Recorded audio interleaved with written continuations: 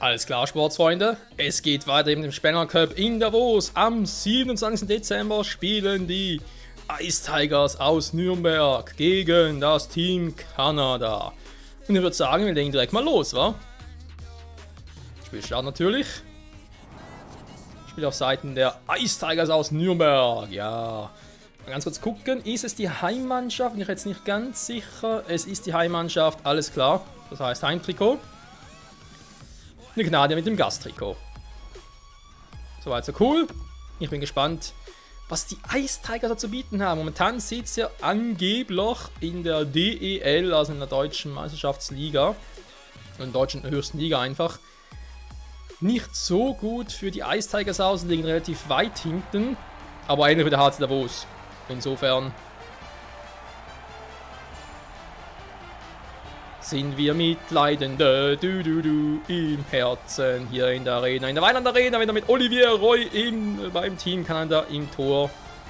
Und Seiten der Deutschen, wer steht bei den Ice Tigers? Es ist Andreas Jenicke. Der Helm, der ist aber sehr gefährlich, ey. Die Tigers wollen es wissen. Sie wollen die Ahornblätter zerrupfen. Wie sonst was. So.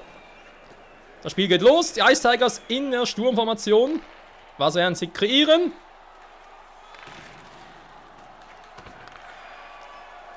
Momentan noch nicht sehr, sehr viel. Die Kanadier wieder im Vorstoß. Kanadier sollte man niemals unterschätzen, vor allem seine Turniermannschaft. Je öfter sie spielen, desto... und das war... also, nee, der Schiedsrichter pfeift nicht. Das wundert mich dann doch ein wenig. Was ist denn hier los? Wundert mich gerade echt wenig. Wundert mich gerade echt ein wenig. So. Aua. Uah. Okay.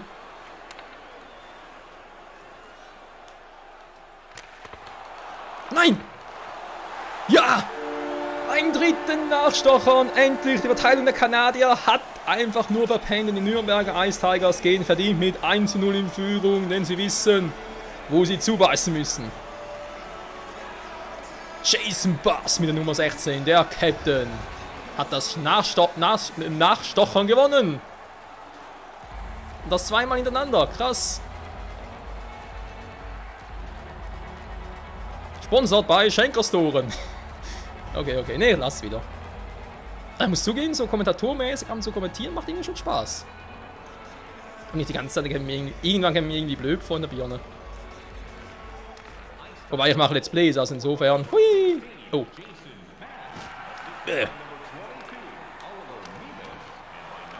Ja, Abpraller funktioniert offenbar gut, warum nicht weitermachen so?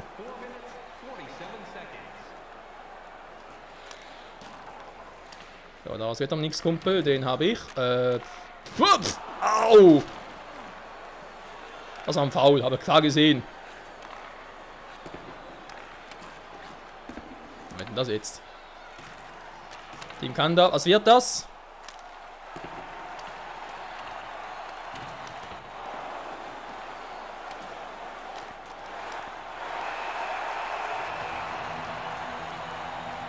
Kanadier sind aggressiv. Man kann es nicht anders erklären. Da ist wohl der Coach der deutschen Mannschaft. Der Mannschaft aus Nürnberg. Aber wohl kaum Thomas Sauer persönlich. Das glaube ich eher weniger.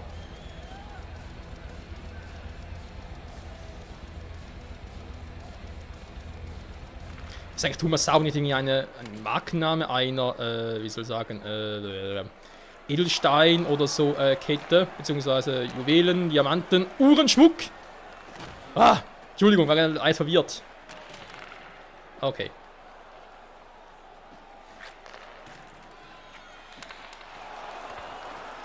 Mann!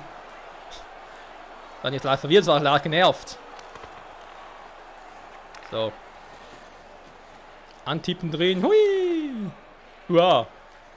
Uah! Okay, das war zu viel Uah.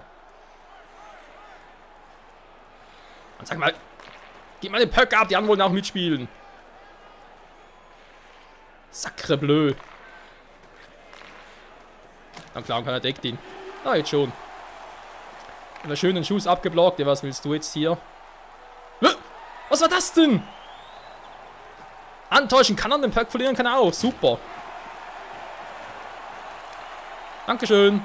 So. Hurra. So. Hui. Sag mal. Boah, das ist manchmal die Steuerung. Nö, den habe ich.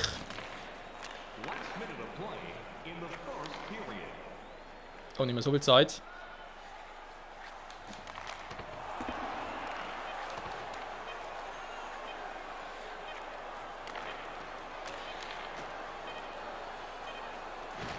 Nö, daraus wird nichts mehr. Das erste Drittel gespielt, die Nürnberger Ice Tigers, dank einem verheerenden Vorstoß, zumindest aus Sicht des Team Kanadas, gehen sie verdient mit 1:0 in Führung nach dem ersten Drittel. Das Spiel ansonsten, es wird beherrscht von Brutalität. Sei es nun in der Defensive oder in der Offensive. Und hier treten an, schwarz gegen weiß, könnte es auch anders sein. Oh Mann, oh Mann, oh Mann. Ja, das war ein interessantes Tor vor allem. Teamplay, gut in der C+, schön. Spinorama. Eine gut getimte Drehung kann den Verteidiger aus dem Gleichgewicht bringen. Dreh dich an ihm vorbei, wenn er zu stark zu einer Seite tendiert. Habe ich auch gemerkt, dankeschön. Angriff, Verteidigung, wieder gut. Angriff muss ein bisschen mehr machen, alles klar. Und auf geht's mit dem zweiten Drittel. Oh, die kanadischen Fans, die sind alles anders begeistert. Denn sie brennen natürlich darauf, auf eine Führung ihres heißgeliebten Team Kanadas. So, er gehört mir, dankeschön. So, kann man versuchen, oder? Mit dem Direktschuss. Also wirklich direkt, nicht ein Pass direkt, schon direkt.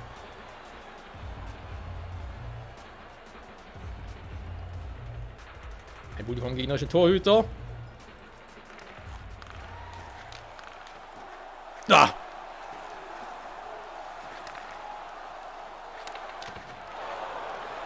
Okay, leider. Eigentlich wieder ein bisschen zu weit vorne. Was machst du jetzt? Dankeschön.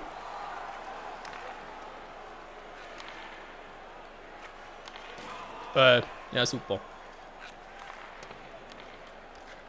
Das war anders geplant. Ups, das war ein Foul. Das war ein Beinstehlen, aber ganz klar ein Beinstehlen. Oh, die Nürnberger Ice Tigers sind ein bisschen zu bissig drauf für den Schiedsrichter.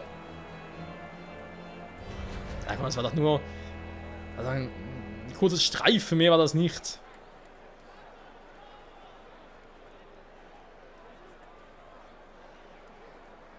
Und doch natürlich eine perfekte Gelegenheit für das Team aus Kanada.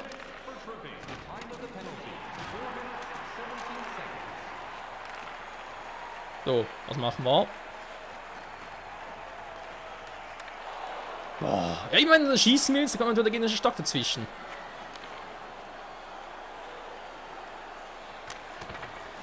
Okay, versucht. Was war das jetzt schon wieder?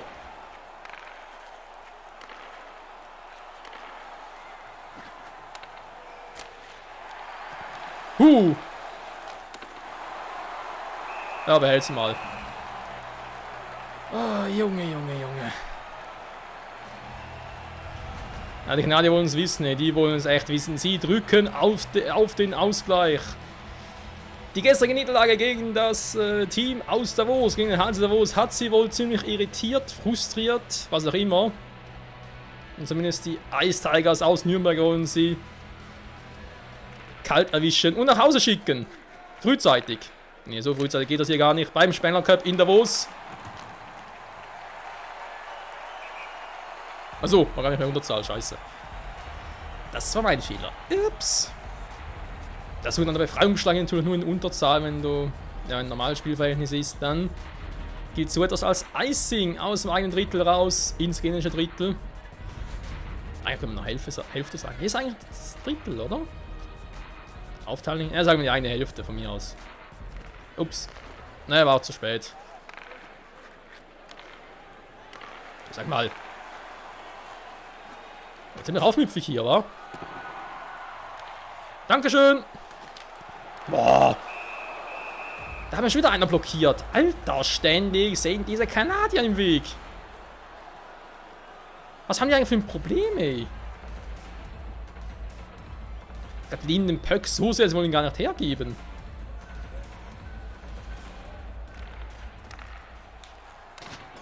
Seht ihr schon wieder? Schon so ein dämlicher Kanadier im Weg.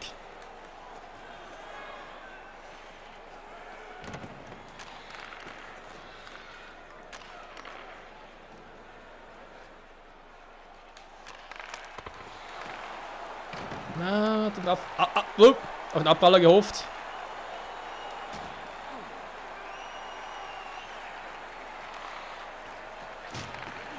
So.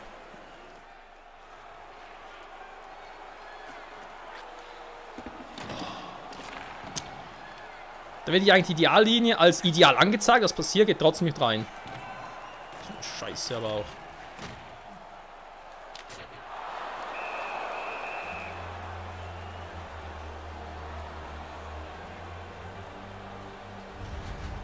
Oh je, oh je. Die großen Chancen, die bleiben nach wie vor aus. In Kanadier, also das war schon gestern beim HCD so. In Kanadiern, da ist echt schwierig.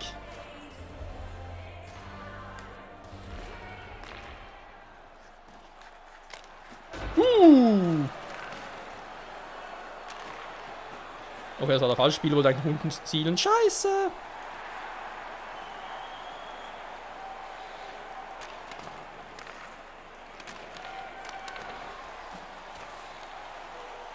Nein! Boah! Das Ziel jetzt. Ich wollte eigentlich nach links zielen, okay.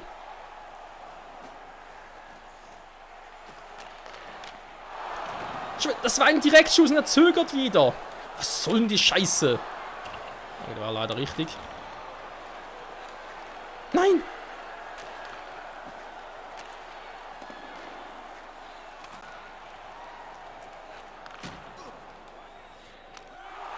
Ja.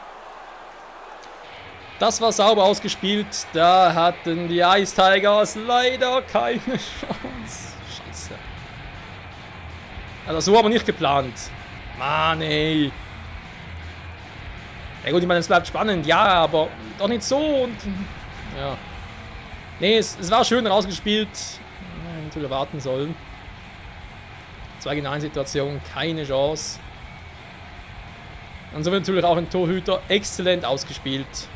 Tja, die Kanadier wissen eben, wie es geht. Wie es geht.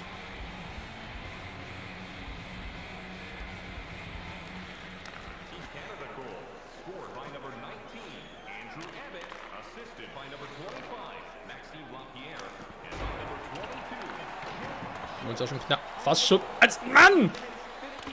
Wer ist doch auf den nächsten Spieler, hey? Also das Spielsystem, ganz ehrlich.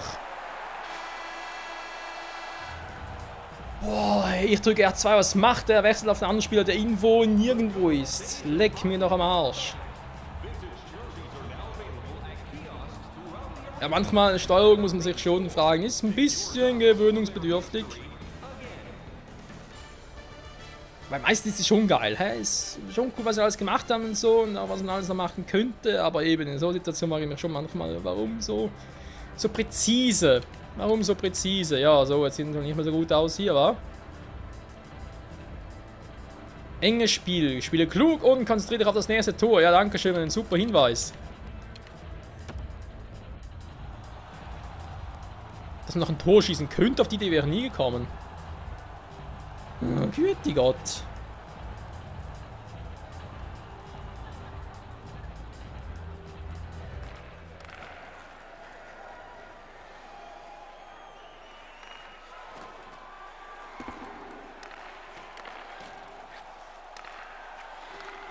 Warum schießt er dahin? Ich habe nach links oben gezielt.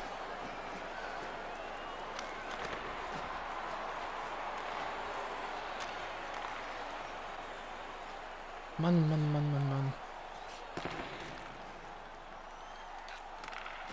Oh, und da ist schon wieder so ein knalliger Stock im Weg. Ich krieg die Krise, ganz ehrlich.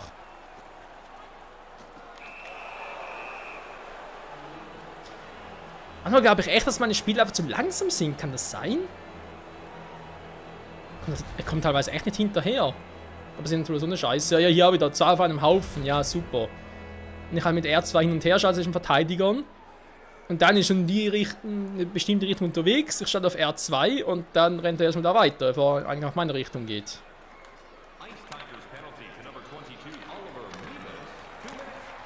Und gerade verarschen hier.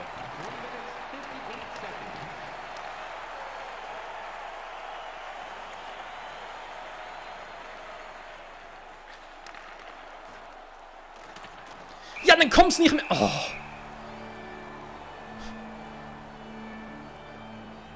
Also egal wie ich spiele, wie gesagt, ich bin kein Profi, im Gegenteil, habe gerade erst vor 2-3 Tagen begonnen, das Spiel ein bisschen anzutesten. Und die Steuerung kennenzulernen, aber was es gibt beim Spiel, was, glaube ich, jeder bestätigen wird, sobald ein Spieler am gegnerischen Torhüter zu nahe kommt, wird er sofort zurückgestoßen. Egal was du vorhast, einfach so, zack, zack, bums, zurück. Das ist, ja, wie ich finde, was ist denn das jetzt schon wieder? Ein bisschen doof gemacht. Fuck, ey. Ah, das war eine wunderschöne Situation.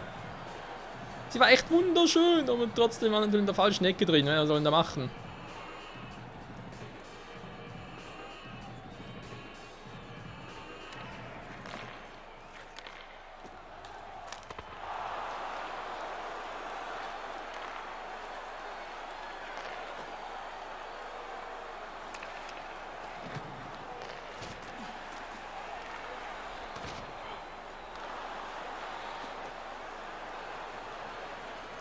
So kamen wir stürmen.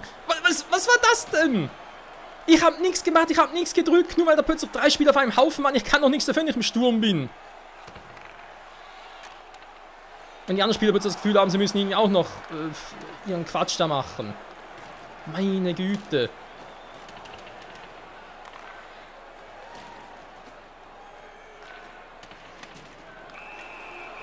Schon wieder, ernsthaft.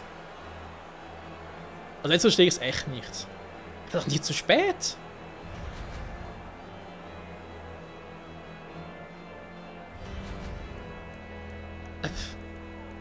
Sollte so auch Beinstellen sein, super. Ich gehe auf den Puck, ich treffe ihn. Treffe den gegnerischen Spieler zwar auch am Knie. Ist nicht mal hingefallen, aber weiß er trotzdem Beinstellen. Naja, gut. Sind die Regeln, Schiedsrichter natürlich immer recht, was soll's. So kann man behalten, ciao.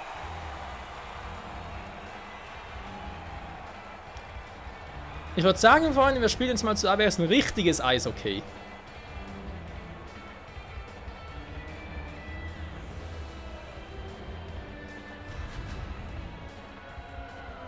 Und zwar ruhig und diszipliniert.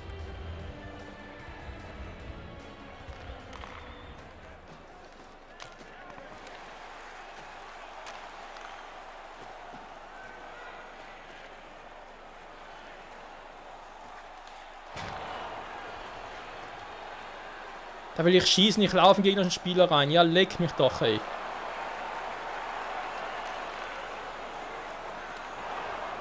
Nee, aber es wird jetzt nix.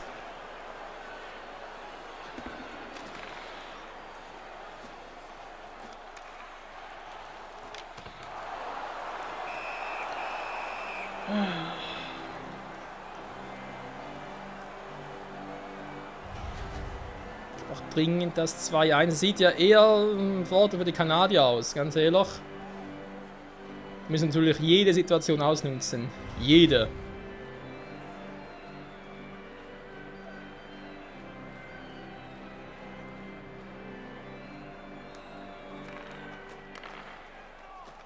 Interessant, jeder sitzt aber immer die gleiche Backhand. Boah, die gleiche Bully-Strategie. Nein! Was habe ich denn bloß mit diesem scheiß Pfosten? Wobei, der Pfosten war es gar nicht, hätte ich gehört. Ich habe noch leicht den Torhüter gestreift.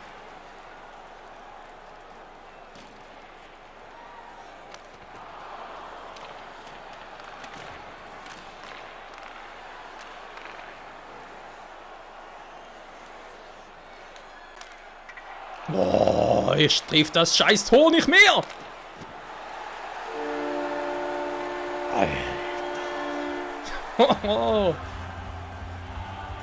Eines der härtesten Spiele, die ich hier am Spiel jemals hatte. Spiel im Spiel, ist auch nicht schlecht. Boah. Ja, so ist ein Turnier. Ja, Vielen Dank und viel Spaß und viel Erfolg damit auch, wie auch immer. Puh.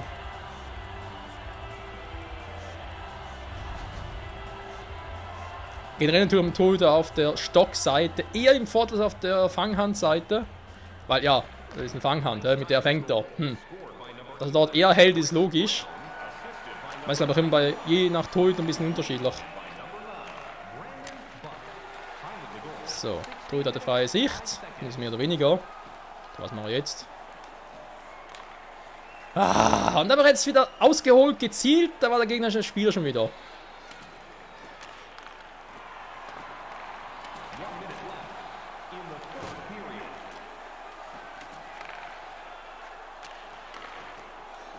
So, komm schon, renn, renn, renn, renn, renn.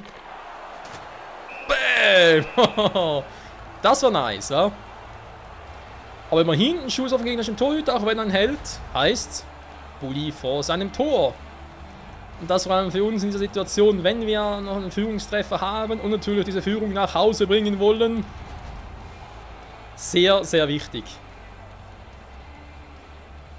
Also, aber jetzt recht gehabt. Machen Sie es immer auf die gleiche Art, machen immer auf gleiche Weise. Nein! Haben nicht mit gerechnet, dass ich noch kriege.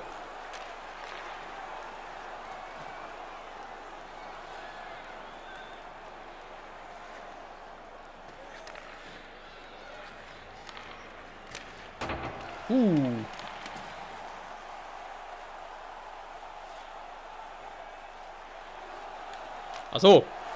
Sorry, gar nicht gesehen, dass das Tor leer ist. Ja, wenn du halt zum Spielfluss drin bist, dann siehst du nicht, dass er plötzlich steht, ja, leeres Tor oder Torhüter raus. Okay. Erst nun ist im Turnier, auch sehr schön. Die Nürnberg Ice Tigers gewinnen wohl verdient mit 3... was heißt verdient? Das ist mehr als verdient. Das Resultat, das wird dann 3-1 bleiben. Ich bezweifle, also Kanadier jetzt einen Torhüter draußen lassen. Ja, ziemlich dumm von ihnen.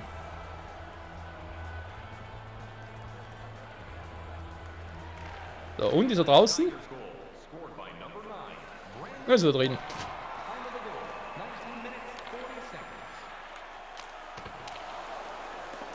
In die obere Ecke hätte funktionieren können. Okay, ja, zum Schluss ein Spiel aber relativ gut, muss ich sagen. Das sah zuweilen ganz anders aus.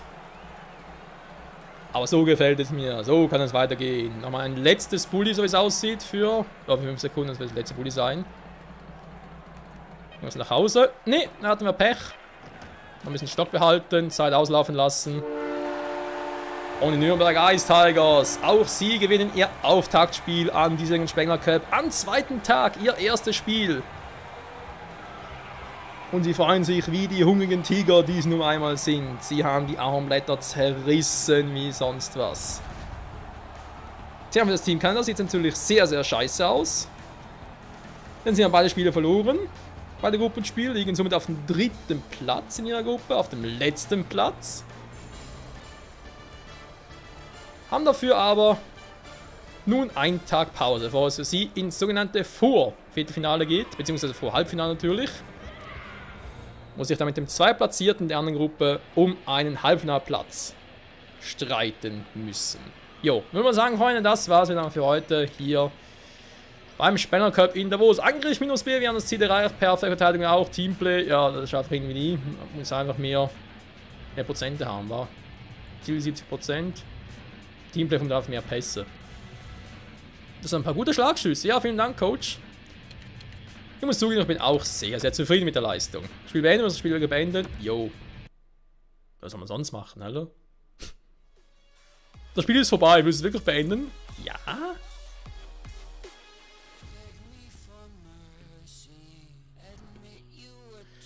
So, und das heißt, am nächsten Tag würde es weitergehen mit dem Thomas Sabo Ice Tigers gegen den Harz Davos, aber es ist erst am Nachmittag. Das heißt, das Nachmittagsspiel müsste zwischen Kalpa, Kuopio und Metalurg-Magnitogorsk sein, genau. Ich glaube, ich spiele wieder auf Seiten der Russen. Ja, ich spiele auf Seiten der Russen. Der Russen. Wir haben zwar irgendwie 20 so einen Tag simulieren, okay.